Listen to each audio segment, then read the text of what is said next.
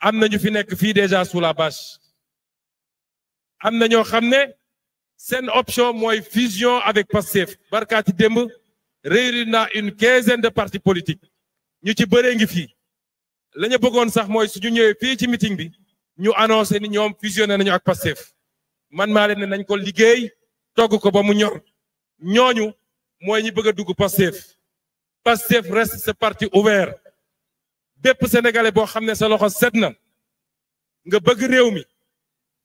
am yéene ci ànd ak ñun ci jubal ak jubbanti moo xam citoyen ordinaire nga wala cadre nga intellectuel nga maire nga député nga ak képp ku mu munti doon tu as ta place dans ce grand parti ce formidable parti cette machine qui s'appelle Pastef les Patriotes.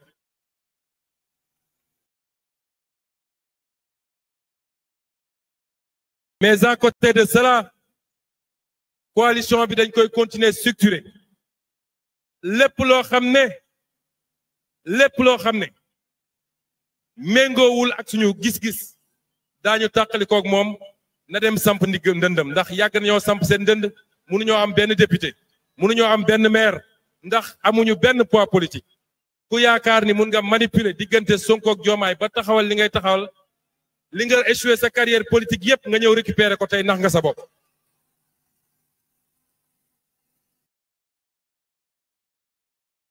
La coalition boobu ma ngay fonctionner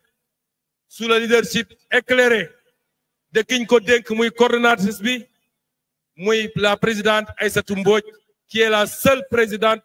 la seule coordonnatrice de cette coalition il y en a pas une autre dégg naa rek ñuy ruumandaat ne am na benn dame buñ ko bëgg a jox kooku mënul nekk suñu président coalition Aïda Mbodj est la seule coordonnatrice de cette coalition et Pastef est le parti majoritaire de cette coalition. ku bëgg a créer leneen nag ku bëgg a créer leneen géew politique baa ngi nii demal nga créer ko.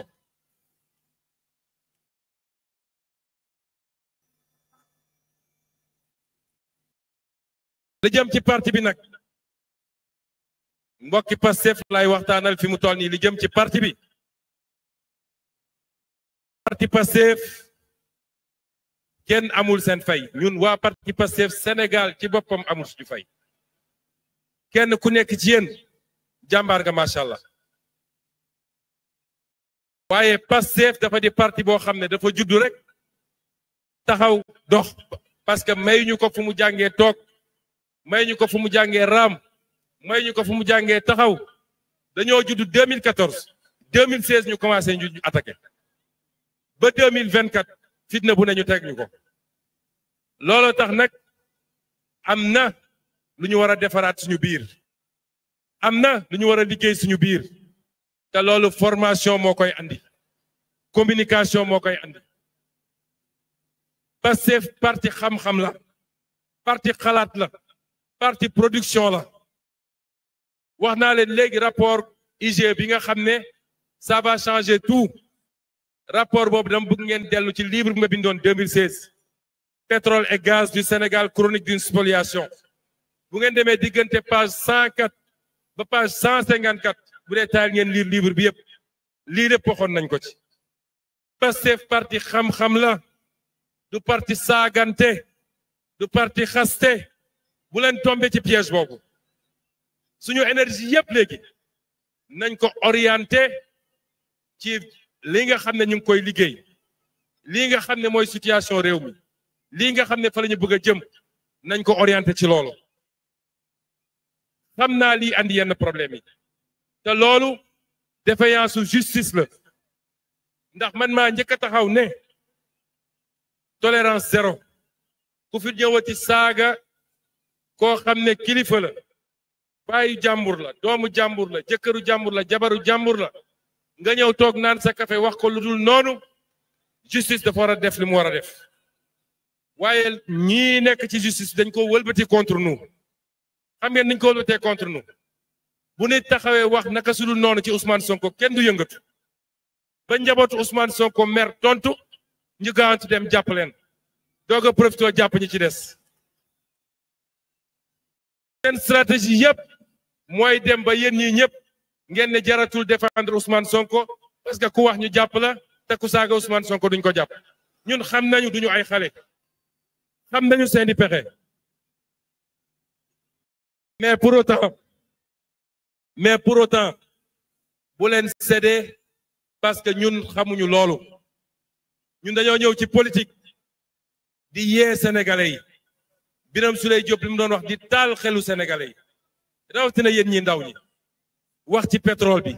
wax ci gaz bi wax ci fiscalité bi wax ci budget bi wax ci mbay mi wax ci napp gi loolu la ñu mus a def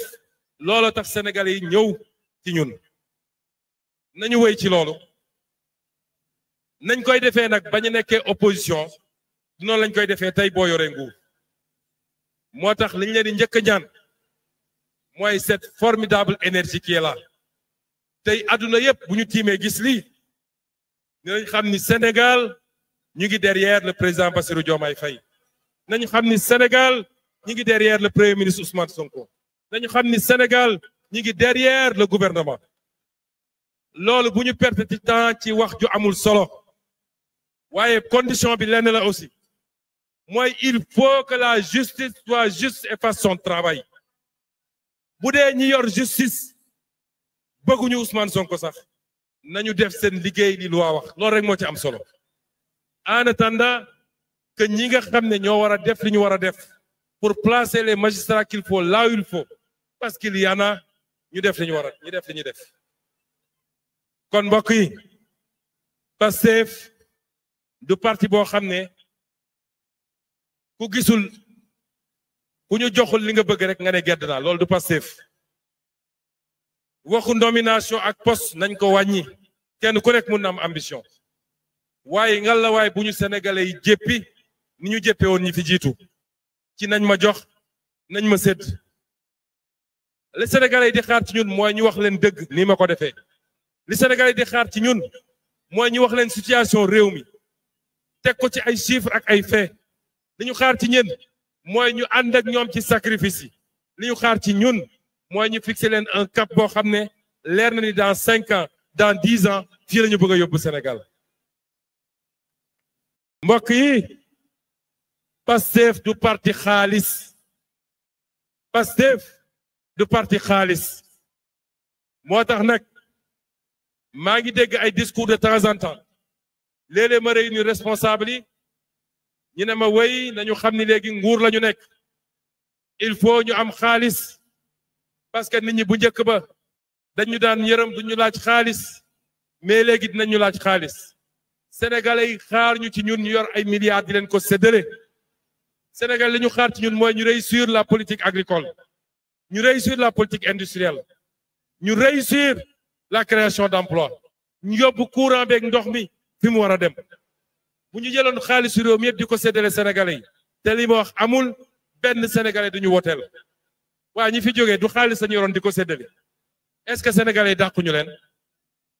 te ñaare bu ma commencé dégg discours yooyu sama xel du dal ndax loolu mooy yóbbu nit ci randal ak dëpp kees te ku fi dëpp kees nag waa Pastef ku fi dëpp kees kuñ fi dénk nga dëpp kees kaso nga jëm ak koo munti doon bu ñu bëggee am xaalis bu ñu politiquer nañu commencé ci cotisation yi fii am na ñu am ndomb tànk te duñu cotiser lank ne duñu cotiser ñu nommé le directeur général ñu fal le député nga ne yow doo cotiser foo ko teg nañu commencé par cotiser ne soyons pas moins dignes que ces braves jeunes qui bravent le soleil qui bravent les grenades lacrymogènes qui se sont battus nañu am dignité. Commençons par les cotisations.